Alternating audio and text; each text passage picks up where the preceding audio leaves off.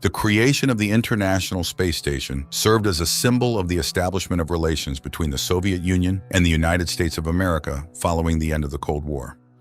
This unique scientific research center, located in Earth's orbit, has become a facility for solving tasks in the most extensive areas, from medicine to the technology of producing new substances and materials. Moreover, astronauts from different countries, regardless of the relations between their states on Earth, coexist on board. People are delivered to the ISS via the Soyuz space shuttle.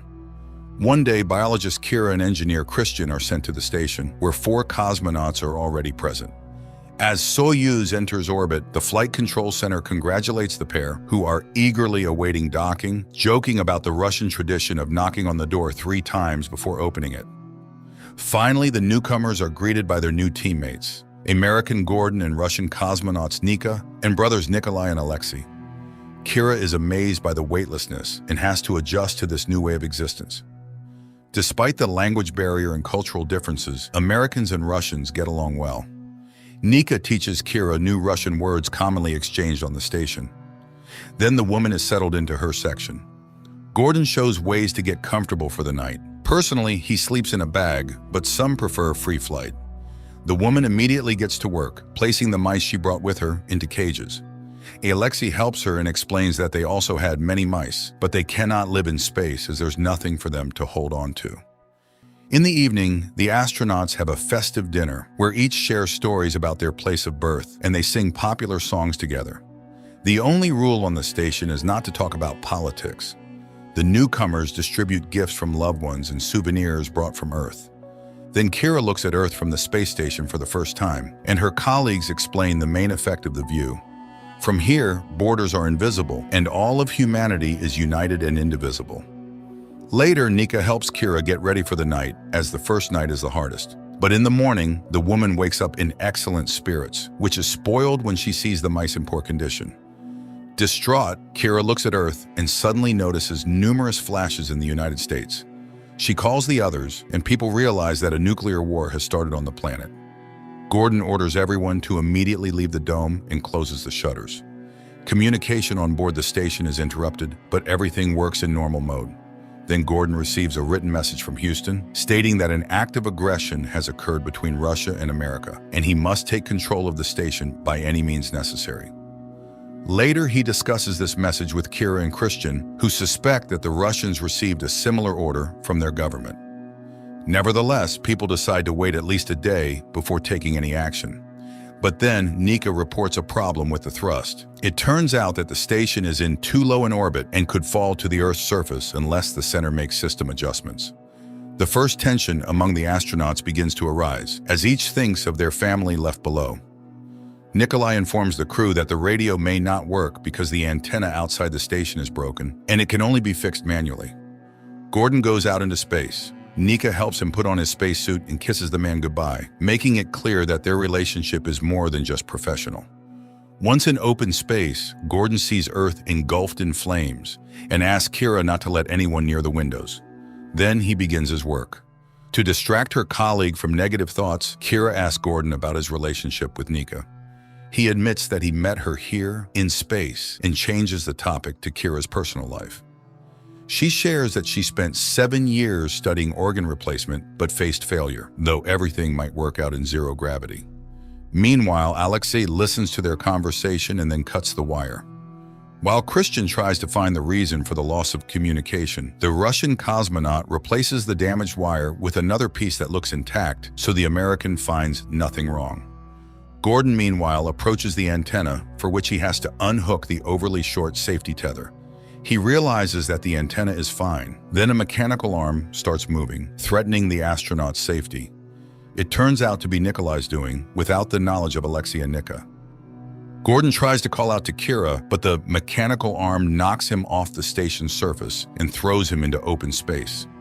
Nika and Kira try to see the astronaut through the windows, then put on spacesuits and rush to the airlock. But upon extending the rescue rope, they find no astronaut at its end.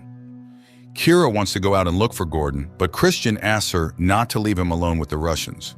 They, in turn, confess to Nika that on the day communication was lost, they also received orders to eliminate the Americans by any means necessary. Alexei apologizes, not thinking his brother would do such a thing to Gordon, but the latter reminds him that he has no doubt the Americans would have done the same to them. Nika pleads with Alexei to save Gordon and threatens to tell everything to the Americans.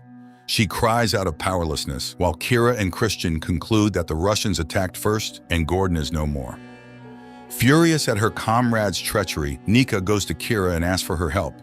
She is willing to give Kira her key in exchange for the key to the American locker. While she distracts her colleagues, Kira must sneak into the laboratory, open Locker Zero, take out samples of radiation sickness medicine developed by Alexei in orbit, get into the Soyuz, and return to Earth. Because only by having the medicines can the survivors of the nuclear war be saved.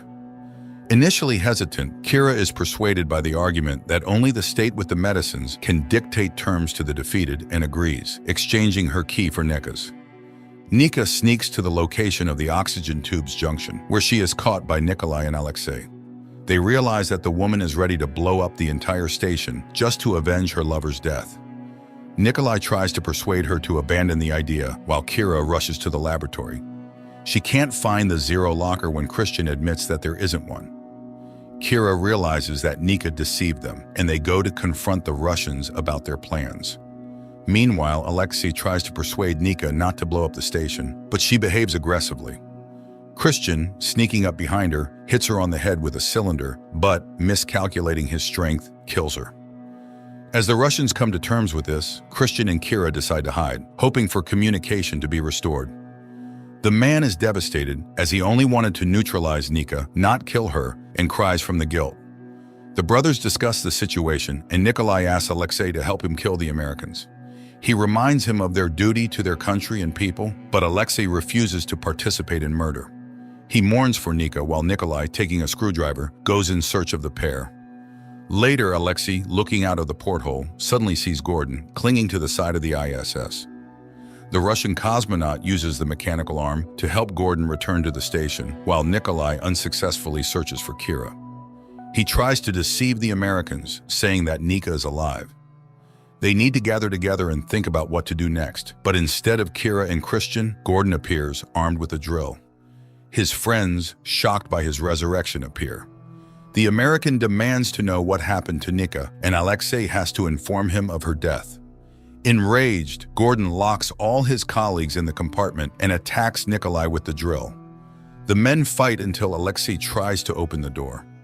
Nikolai takes the drill from Gordon and wounds him, while Gordon pulls out Nikolai's screwdriver and in turn strikes his opponent in the neck. The astronauts who open the compartment find only 2 dead bodies, floating in zero gravity, embraced.